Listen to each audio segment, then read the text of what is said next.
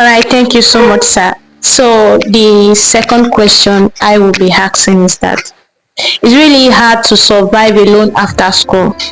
I'm not planning to go home after school. What are those things to do to be better? Well, a very nice question. I suspect this question is from someone who's about leaving school. It's a very wonderful thing to answer the question. Live alone after school, I don't want to go home. Really, from my own experience, after my graduation, I spent just about 2 months before going on service here. And I made up my mind I was not going back home after the service here. I started in Anambra State, and then coming back after the service here, I stayed back in Lagos.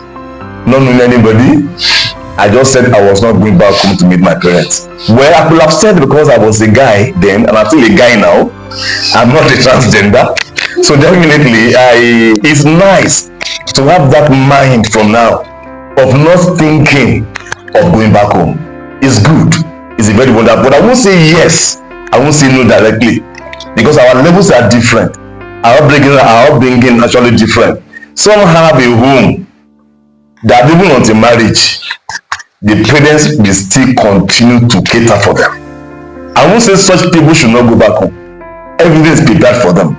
What of parents, what of graduates, or what of people, college students who will be graduate tomorrow, who already have everything figured out?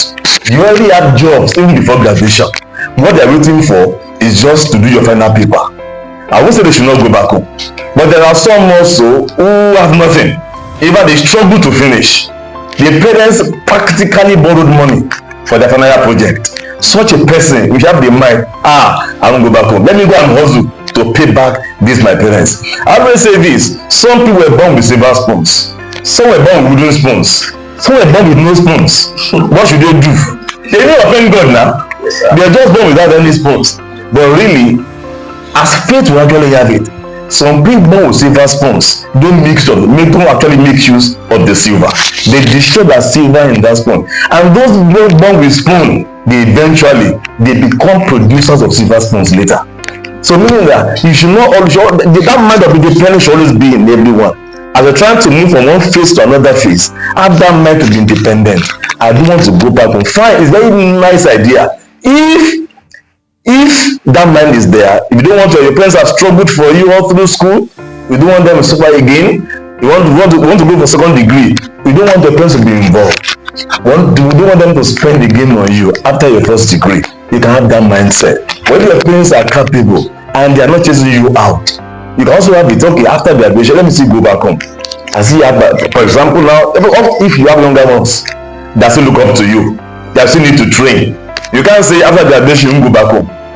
Secondary school, maybe your siblings, secondary school, higher primary school, lower primary school, you can't leave them. They look up to you. Auntie is graduating. For example, now my girl here, auntie that see me is graduating, she's coming home. You know, I said I'm not going back home.